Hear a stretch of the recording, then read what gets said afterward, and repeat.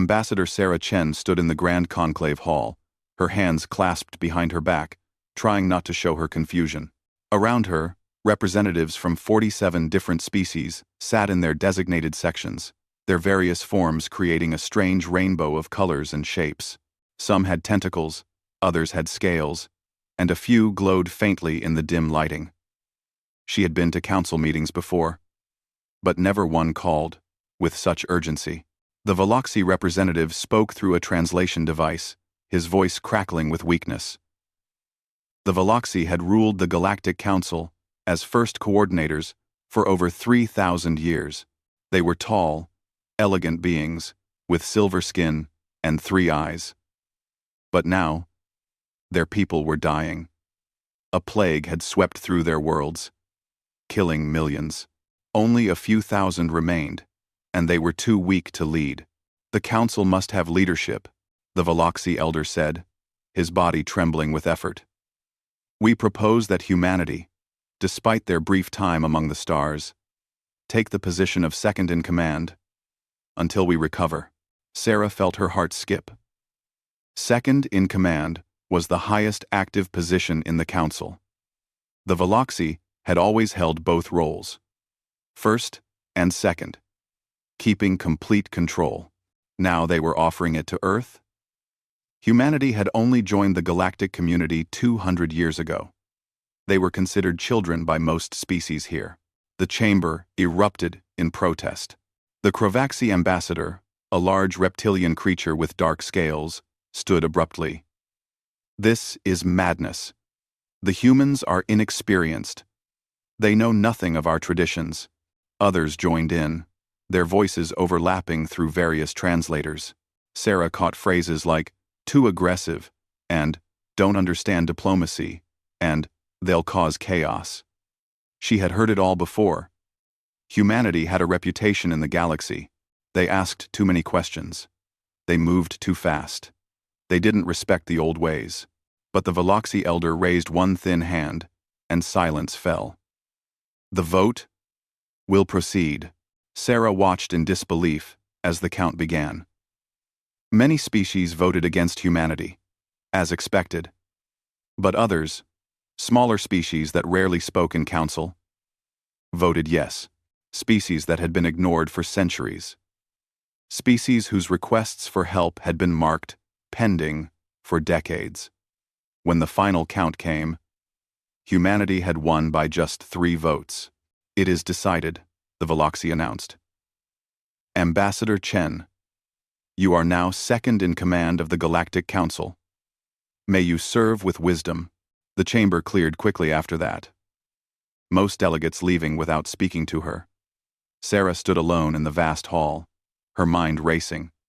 She pulled out her communication device and called Earth immediately. They did what? Director Martinez's voice crackled through. He was head of Earth's diplomatic corps, and he sounded as shocked as she felt.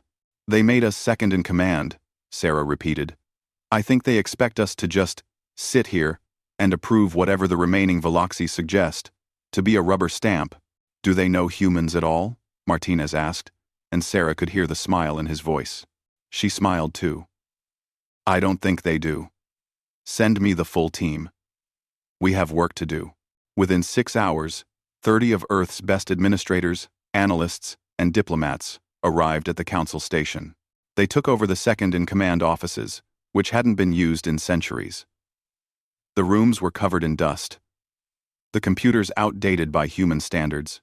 Sarah's deputy, James Park, started going through the council's files immediately. What he found made him call everyone together at midnight station time. You need to see this, he said, projecting files onto the wall. There are over 8,000 pending requests in the system. Some of them are 300 years old. Sarah leaned forward, reading the titles. Request for famine relief. Complaint about illegal mining operations. Her voice grew harder with each one. These are real problems. Why hasn't anyone dealt with them? Because the council doesn't actually do anything, said Maria Okonkwo, their legal expert. She pulled up more files. Look at this. Every request goes through 17 committees before reaching a vote. Then it sits in review for an average of 40 years. By the time anything gets decided, the problem has usually solved itself or gotten much worse. They built a system designed to avoid making decisions, James said quietly.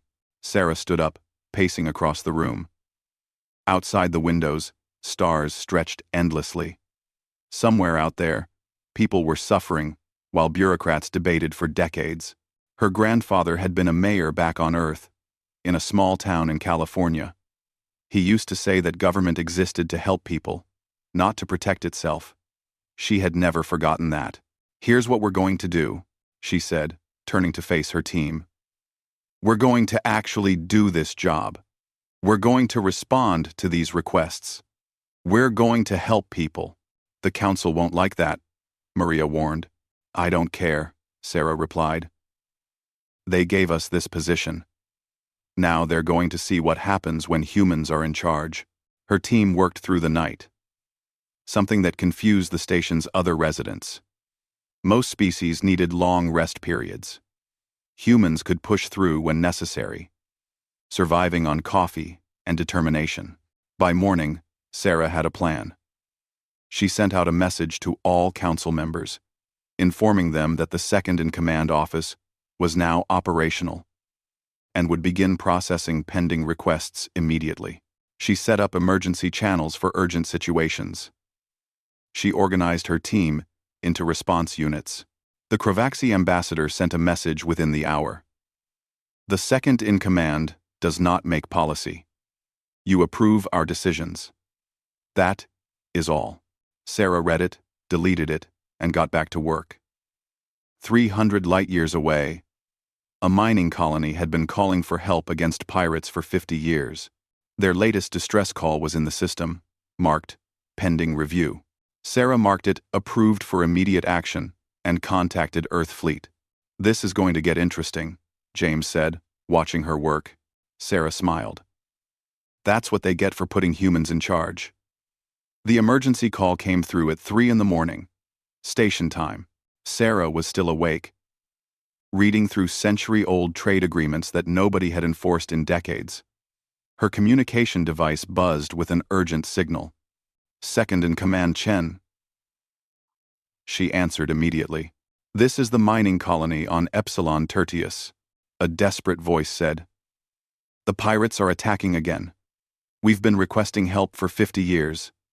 Please, our defenses won't hold much longer." Sarah pulled up the colony's information on her screen. Population: 15,000. Primary export: rare minerals used in medical equipment. Last council response to their requests: 23 years ago. Marked under review. "Hold position," Sarah said firmly. "Help is coming." She switched channels. "Earth Fleet, this is Ambassador Chen. I need a rapid response unit at Epsilon Tertius immediately. Colony under attack." There was a pause. "Ma'am, we don't have authorization from the Council for military deployment." "You have authorization from the second-in-command," Sarah replied. "I'm giving you a direct order. Those people need help now, not in 40 years after a committee meeting." "Yes, ma'am. Fleet dispatch in 15 minutes. Sarah sent the deployment order through official channels, knowing it would cause problems. She didn't care. 3 hours later, Earth ships arrived at Epsilon Tertius and drove off the pirates. The colony's gratitude messages flooded the Council's communication system. By the time Sarah arrived at her office that morning, 7 other species had sent urgent requests directly to Earth, bypassing the normal Council channels entirely. Word had spread fast. The humans actually responded to calls for help. The Kravaxi ambassador was waiting in her office, his scales darker with anger. "You had no right to deploy military forces without Council approval." Sarah didn't stand up from her desk. She was tired, having worked through the night, and she wasn't in the mood for this. "The second-in-command has emergency authority. It's in Section 47 of the Council Charter. Perhaps you should read it. That authority hasn't been used in over 1,000 years. Then maybe that's why there are 8,000 pending emergencies in the system," Sarah shot back. People are dying while you debate. I'm not going to let that continue. The Krovaxi leaned forward, trying to be intimidating. He was twice Sarah's size, with sharp teeth and claws. But Sarah had grown up in Chicago. She dealt with plenty of people who thought size mattered more than being right. "You're going to cause chaos," he hissed. "No," Sarah said calmly. "I'm going to cause change. There's a difference." After he left, James came in with more news. "You're not going to believe this. We've received 43 new requests in the last 6 hours. Species are bypassing their council representatives and coming directly to us." "What kind of requests?" "Everything. Medical aid, trade disputes, infrastructure problems, environmental issues. Things they've been trying to get help with for decades." James pulled up a holographic display. "Medical start. Trade in live. This one is from the Thalen species. Their son is dying, and they've been requesting evacuation assistance for 90 years. Sarah felt anger rise in her chest. 90 years? Their son is dying and nobody helped them for 90 years? The request was stuck in committee. They couldn't agree on who should pay for the evacuation ships. Sarah made a decision. "Contact Earth Engineering Corps. Tell them we're going to need colony ships. A lot of them. Contact Earth. Contact Earth. The council will say we're overstepping. Let them say it. We're going to do our job, even if they won't do theirs." Over the next 2 weeks, Sarah's team worked at a pace that shocked the other species. They implemented what they called a 72-hour response protocol. Every request received an answer within 3 days. Not always yes, but always an answer with a timeline and explanation. The humans discovered that most problems weren't actually that complicated. A trade dispute that had been under review for 40 years took James 2 hours to resolve by actually reading both sides' arguments and finding a compromise. A border conflict that had dragged on for a century ended when Maria pointed out that both species had been arguing about territory neither of them actually wanted. "They make things complicated on purpose," Maria explained to Sarah one evening. "Complexity protects power. If nobody understands the system, nobody can challenge it." "Well, we understand it now," Sarah said, "and we're going to simplify it." The changes started showing results. The Thalen evacuation began. The Epsilon Tertius colony expanded their mining operations with Earth protection. A dozen small species finally got answers to requests they'd almost given up on. But success brought attention, and not all of it was positive. Sarah started noticing that some council members avoided her in the hallways. Conversations stopped when she entered rooms. Her access to certain files was suddenly restricted due to technical difficulties. Then the Threloni arrived. They were a wealthy merchant species, famous for their business empire spanning 100 worlds.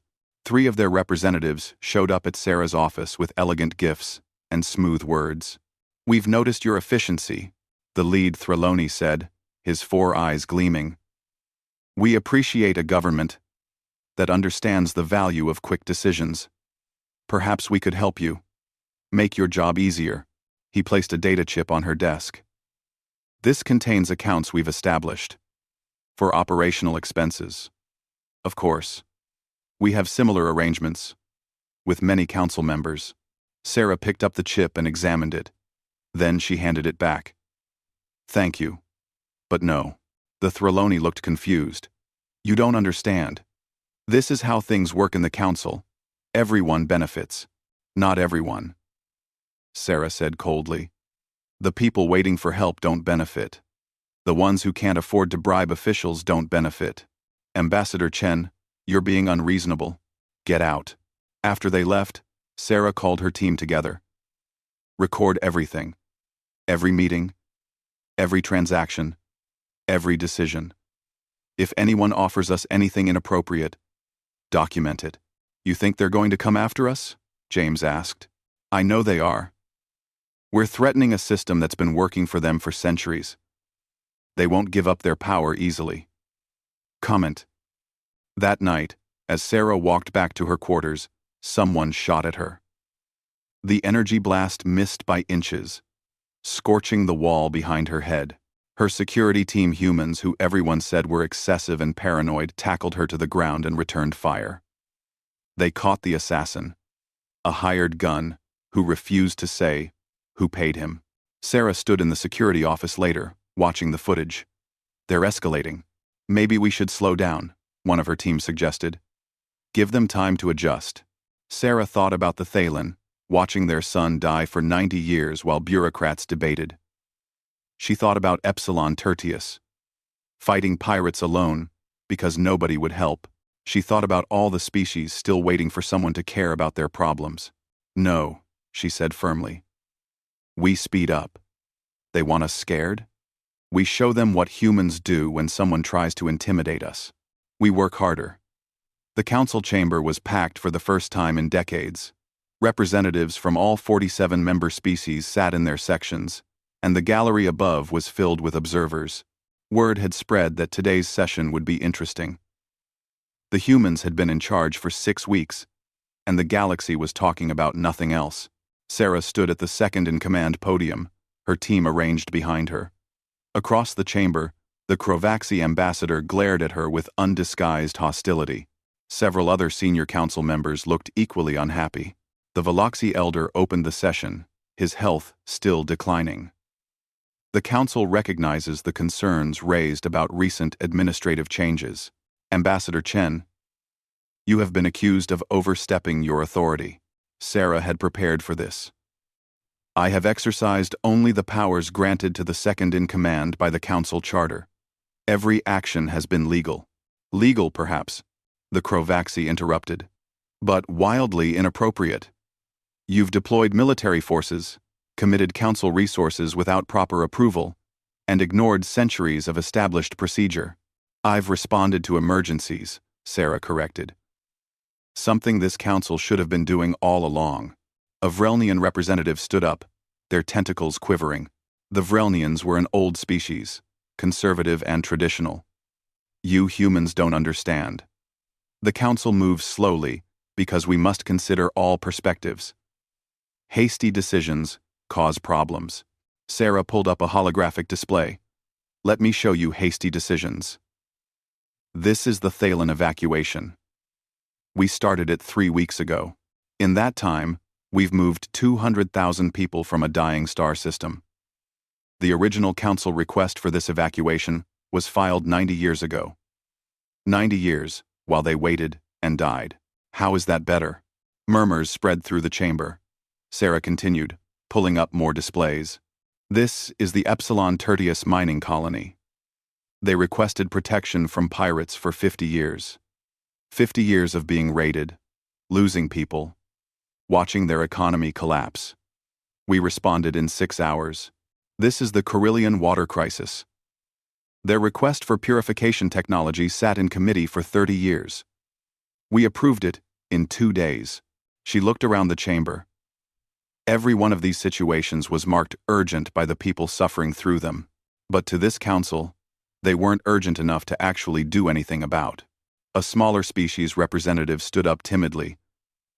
Sarah recognized them as Halen, a species that rarely spoke in council. If I may, my people submitted a request for medical assistance 15 years ago. Another voice joined in, then another. Species that usually stayed quiet started speaking up. The Pelvorians thanked Earth for helping negotiate a trade agreement that had been stuck for decades. The Quelnari praised the human response to their environmental disaster. The Krovaxi roared, slamming his clawed hand on his podium. This is chaos. You're undermining the entire council structure. No, Sarah said firmly. We're exposing it. Your structure was designed to do nothing. You've created 17 committees that every request must pass through. You've made it so complicated that nothing can get done. And you did it on purpose. How dare you? Because it protects your power. Sarah's voice rang through the chamber. If government actually works, if it actually helps people, then they start demanding more. They start asking questions. They start expecting you to do your jobs. But if the system is too complex, if everything takes decades, then people give up. They stop asking, and you stay in control without actually having to help anyone. The chamber erupted into chaos. Some species shouted support for Sarah. Others demanded her removal. The Veloxy elder banged his gavel repeatedly, calling for order. When silence finally returned, the Crovaxy was standing, his scales nearly black with rage. "You cannot make these accusations without proof." Quote. Sarah smiled. It wasn't a friendly smile. "James, show them." James pulled up files, thousands of them, organized into clear categories. "We tracked every request, every committee referral, every vote, and we found patterns."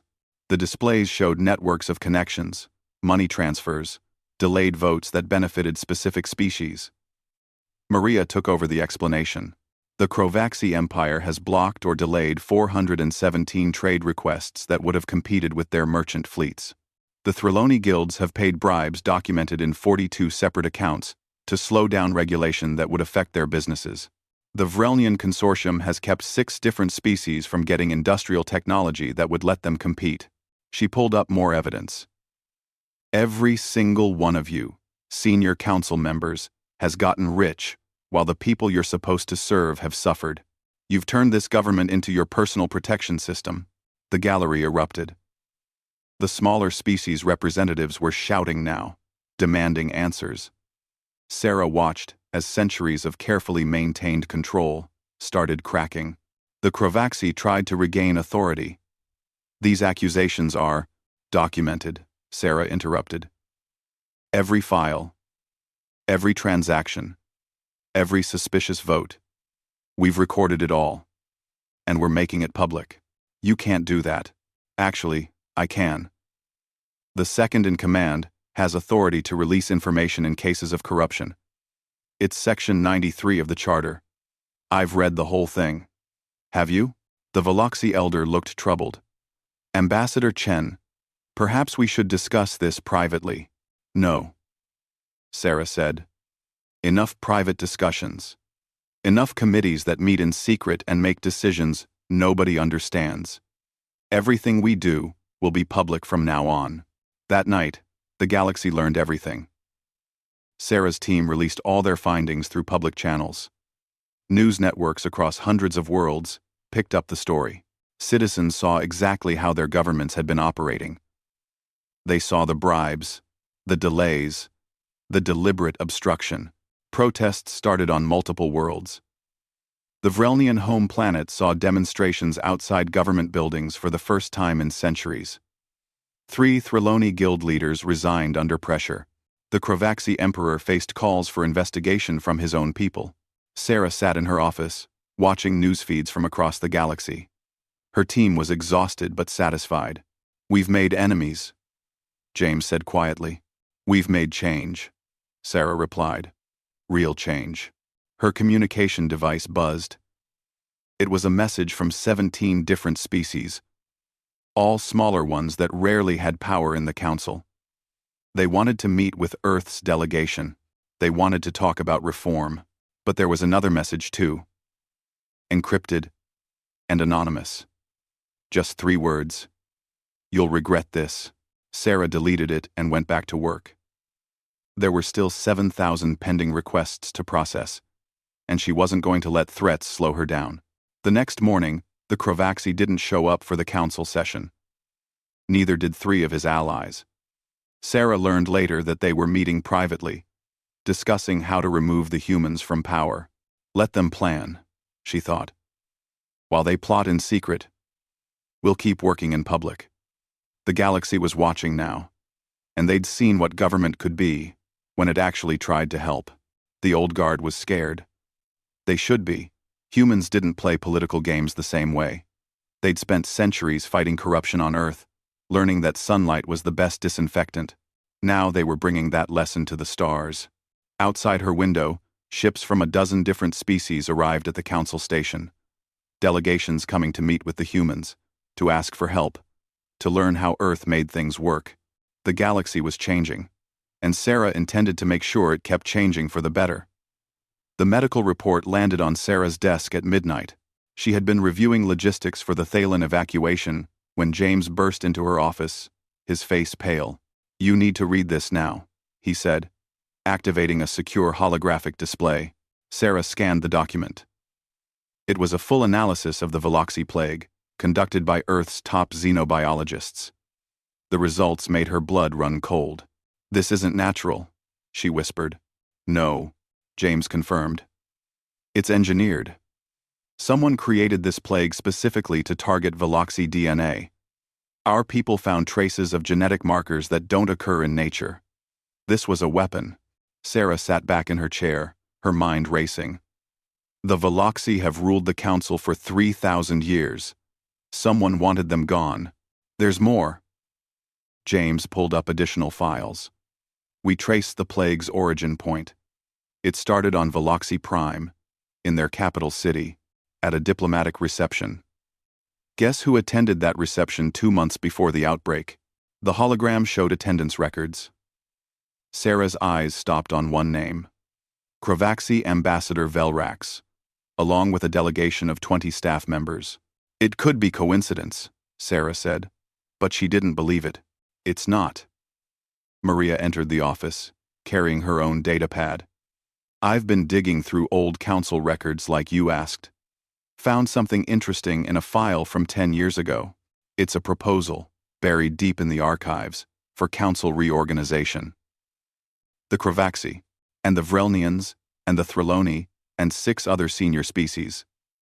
The proposal called for eliminating the first coordinator position and giving the second-in-command role to the Crovaxy Empire. It was rejected by the Veloxy, naturally." Maria's expression was grim. "That proposal was submitted 10 years ago. The plague appeared 6 months ago." Sarah felt sick. "They planned this. They engineered a plague to commit genocide.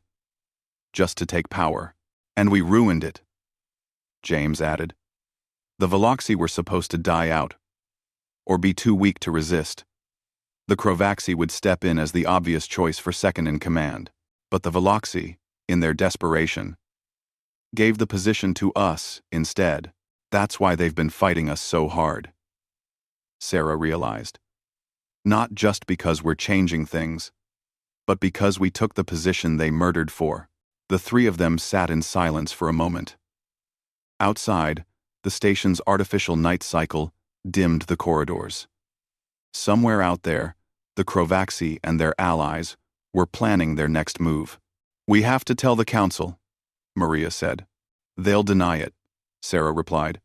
"And half the Council is probably in on it, or too scared to act. We need absolute proof." Over the next week, Sarah's team worked in secret, gathering evidence. They found financial records showing massive transfers between Crovaxy accounts and a private bioweapons research facility. They discovered communications between the conspirators, carefully worded but damning when read together. They tracked the movement of Crovaxy ships to suspicious locations in the months before the plague, but the breakthrough came from an unexpected source. A young Crovaxy scientist named Terax contacted Earth's embassy directly, requesting asylum. "I worked on the plague project," Terax said during his interview, his scales pale with fear. "I didn't know what it was for.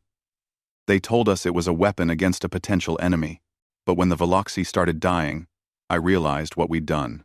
He provided files, research notes, orders signed by high-ranking Crovaxy officials. It was everything they needed. "Why come to us?" Sarah asked him. Terax looked at her with his reptilian eyes. "Because you're the only ones who might actually do something about it. The old council would bury this to maintain stability. But humans, you make noise. You make change. Maybe you'll make justice too." Sarah secured Terax in protective custody and called an emergency council session. The senior members tried to refuse, but Sarah invoked an ancient rule that required attendance for accusations of high crimes. The chamber was tense when Sarah took the podium. The Crovaxy ambassador sat in his section, surrounded by guards, his expression arrogant. He thought she had nothing. "Members of the council," Sarah began, "I have evidence of conspiracy to commit genocide The chamber went silent. Every eye turned to her. 6 months ago, the Veloxy plague appeared. It has killed millions and brought one of our oldest species to the edge of extinction. We were told it was a natural disease. We were wrong. She pulled up holographic displays showing the medical analysis, the genetic markers, the engineering that went into creating the plague. She showed the financial records, the suspicious communications, the research facility. This plague was created deliberately, Sarah said, her voice hard. It was created to eliminate the Veloxy and clear the way for a coup. The Crovaxy Empire, along with 6 allied species, planned to take control of the council. They were willing to commit genocide to do it. The Crovaxy ambassador jumped to his feet. This is outrageous! You have no proof. I have testimony from one of your own scientists. Sarah gestured, and Terax was brought into the chamber under guard. He's provided complete documentation of the plague's development. Orders, research notes, everything. All tied directly to your government's bioweapons program. Chaos erupted. Species were shouting, demanding answers. The smaller species, representatives looked horrified. Even some of the senior council members seemed shocked, suggesting they hadn't been part of the conspiracy. You will be silent, the Crovaxy roared. This human is trying to destabilize the council. She's making wild accusations to cover her own illegal activities. Then let's review the evidence publicly. Sarah shot back. Right now. Let everyone see the files and decide for themselves. I refuse. You don't have that right. The Veloxy elder said quietly. He looked terrible, his illness eating away at him, but his voice was firm. If there is evidence that my people were murdered, it will be seen. For the next 3 hours, the council reviewed everything. The medical reports, the financial records, Terax's testimony, communications between conspirators discussing the Veloxy problem and necessary solutions. Ship movements that placed Crovaxy vessels near Veloxy Prime at the critical time. The evidence was overwhelming. When it was done, the Veloxy elder stood slowly. The Crovaxy Empire and its allies stand accused of genocide. The council will vote on sanctions and criminal proceedings. This is a human trick, the Crovaxy shouted. She's manipulated all of you. The vote, the Veloxy repeated. The vote was 40-7. Only the conspirators voted against their own condemnation. The Crovaxy ambassador snarled at Sarah as guards approached him. You think you've won? You've destroyed the council. Everything will fall apart now. Sarah walked up to him, looking him in the eye. Good. If the council needs genocide to survive, it deserves to fall apart. As the Crovaxy were led away, Sarah felt the weight of what they'd uncovered. This wasn't just political corruption anymore. This was mass murder, and they'd barely stopped it in time. That night, news of the conspiracy spread across the galaxy. Protesters on multiple worlds demanded the resignation of their governments. 3 species that had been part of the conspiracy faced complete political collapse. Sarah sat in her office, exhausted. James and Maria joined her. They're going to come after us harder now, Maria said. I know. Was it worth it? James asked. Exposing all of this? Sarah thought about the Veloxy, dying from an engineered plague. She thought about all the other species that might have been next if the conspiracy had succeeded. She thought about what kind of government would murder millions for power. Yes, she said firmly. They needed to be stopped. Her communication device buzzed. Messages from dozens of species, expressing shock, demanding reform, asking Earth to take a stronger leadership role. The old council was dying, killed by its own corruption. Something new was being born. Sarah just hoped the galaxy would survive the birth. The council station felt different now. Sarah walked through corridors that had once been empty and saw them filled with delegations, activists, and journalists from hundreds of worlds. The exposure of the conspiracy had changed everything. The galaxy was awake, angry, and demanding change. Sarah's office had become the center of a political storm. Every day brought new developments. The Kravoxi Emperor had been overthrown by his own people. The Threloni guilds were under investigation on a dozen worlds. 3 senior council species had new governments that promised reform. But the biggest shock came from an unexpected source. 17 species have submitted a formal petition, James said, pulling up the document. They want to expand Earth's role in the Council. Not just second in command. They want us to lead a complete reorganization. Sarah read the names. They were mostly smaller species, ones that had been ignored by the old system. But there were a few surprises. The Pelvorians, a mid-sized industrial power. The Halen, who had traditionally supported the old guard. Even one of the Vrelnian colonies had broken with their home government to sign. This is more than we expected, Maria said carefully. It's an opportunity, but also a trap. If we push too hard, the remaining senior members will unite against us. Before Sarah could respond, alarms blared throughout the station. Red lights flashed in the corridors. What's happening? Sarah demanded, pulling up her command display.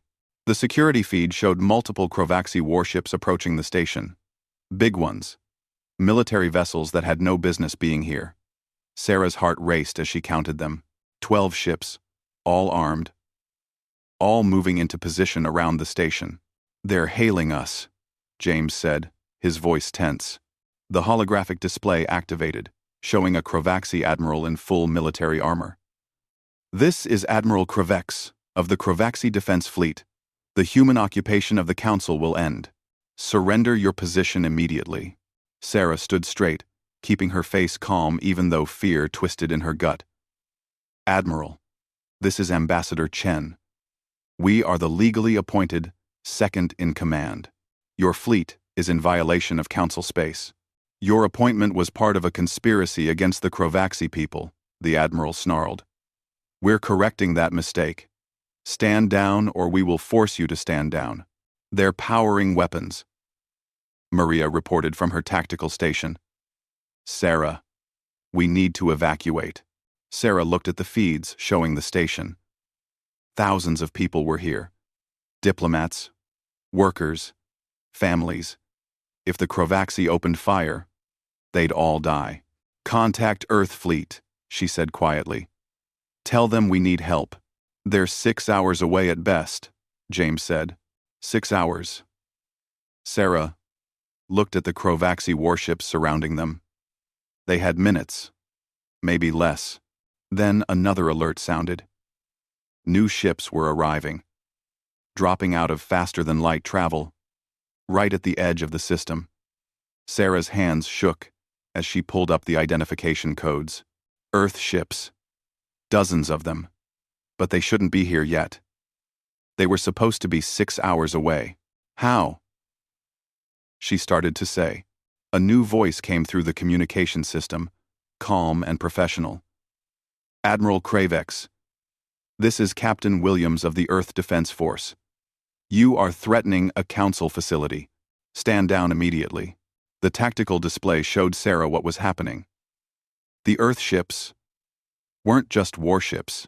They were carrying some of humanity's newest technology, equipment that most of the galaxy didn't know existed yet. Weapons that made the Kravoxi fleet look outdated. You were waiting, Sarah realized. Earth was ready for this. James nodded slowly. Command didn't tell you because they didn't want you to have to lie. But they've been preparing for a military confrontation since we took the second-in-command position. They positioned a fleet 2 hours away, just in case. On the screen, Admiral Kravex was calculating odds. His ships outnumbered the Earth fleet, but the technology gap was obvious even from a distance. If they fought, he would lose. This isn't over, the Admiral finally growled. The Council is broken. You humans broke it. No, Sarah replied. It was already broken. We just stopped pretending it wasn't. The Kravoxi fleet withdrew, jumping back to faster-than-light travel in a flash of energy. The crisis was over. But Sarah knew the Admiral was right about one thing. The Council was broken. That evening, Sarah called a meeting. Not a formal council session, but something else.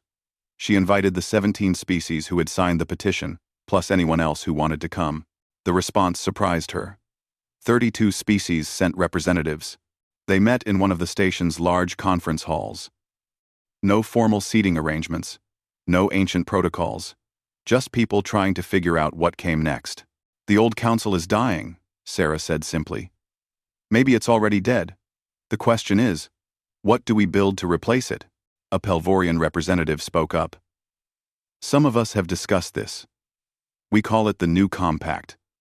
A government based on the principles you've shown us. Transparency. Rapid response. Actual help for people who need it. We want Earth to lead it, Ahalan added. You've proven you can make it work. Sarah shook her head. That's not sustainable. Earth can't run everything. We're one species among hundreds. The new compact needs to include everyone. Then what do you suggest? The Vrelnian colonist asked. Sarah had been thinking about this for weeks. We create a system based on action, not bureaucracy. Every member species gets a vote. Not based on size or age, but equal. One species, one vote. We establish response times 72 hours maximum for any request. We make all decisions public. No secret committees, no hidden deals. The senior species will never accept that, someone said. Then they don't have to join, Maria replied. The new compact is voluntary. Anyone who wants transparency and accountability can join. Anyone who wants the old system can keep it. Over the next week, the political landscape shifted rapidly. The new compact became official. With 23 founding species, Earth agreed to serve as first coordinator for 5 years, with the position rotating to other species after that. The old council didn't dissolve immediately. 15 species stayed with it, clinging to the traditional system. But without the Veloxi, without the Crovaxi, without many of their former allies, they were a shadow of what they'd been. Sarah stood in the new compact assembly hall, watching as representatives debated their first major policy. It was chaotic, messy, and sometimes frustrating. But it was real democracy, not the theater the old council had performed. The Veloxi elder approached her slowly. He looked even weaker now, his illness progressing. But he smiled. You've done something remarkable, he said. In 3 months, you've changed the galaxy more than we did in 3,000 years. We just did the job we were given, Sarah replied. No, you did the job that needed doing. There's a difference. He paused, coughing. The Veloxi made many mistakes in our time. We became comfortable, complacent. We forgot that government exists to serve people, not to preserve itself. You remembered. Thank you for that. He died 2 weeks later, one of the last of his species. But the Veloxi's legacy lived on, not in the old council they'd led, but in the change they'd inadvertently started by giving humans a chance. Sarah stood at the viewport of the new compact station, looking out at the stars. Ships from dozens of species moved in the space nearby, a constant flow of activity. The galaxy was busier now, more connected, more alive. James joined her, carrying 2 cups of coffee. Still think it was worth it? Sarah thought about everything that had happened. The threats, the assassination attempt, the conspiracy, the near war. She thought about the Thalen people. Safe now, in their new colony. The Epsilon Tertius miners, protected and prospering. The hundreds of other species who finally had a government that listened to them. Yes, she said. Definitely worth it. What do you think happens next?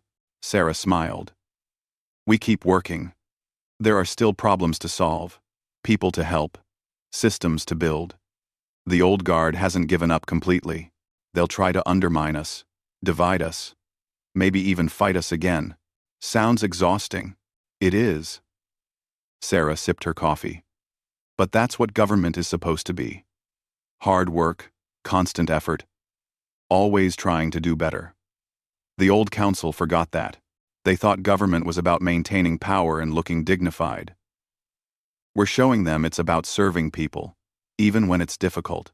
An alert chimed on Sarah's pad. Another request for assistance. This time from a species she'd never heard of before. They'd just discovered faster-than-light travel and wanted to join the galactic community. They'd heard about the new compact and wanted to talk. 72 hours, James said, reading over her shoulder. 72 hours, Sarah agreed. She sent a message back immediately, welcoming them and setting up a meeting. Outside the viewport, more ships arrived. The galaxy was changing, growing, becoming something new. And humanity, those aggressive, impatient, excessive humans, were helping guide it. Not through force or dominance, but through something simpler and more powerful, actually giving a damn. Sarah finished her coffee and headed back to work. There were requests to process, decisions to make, problems to solve. The new compact was just beginning, and there was so much left to do. But for the first time in a long time, the galaxy had hope. Hope that government could work. Hope that change was possible. Hope that someone, somewhere, was actually listening. And that hope, Sarah thought, was worth every difficult moment. The galaxy would never be the same. And that was exactly the point.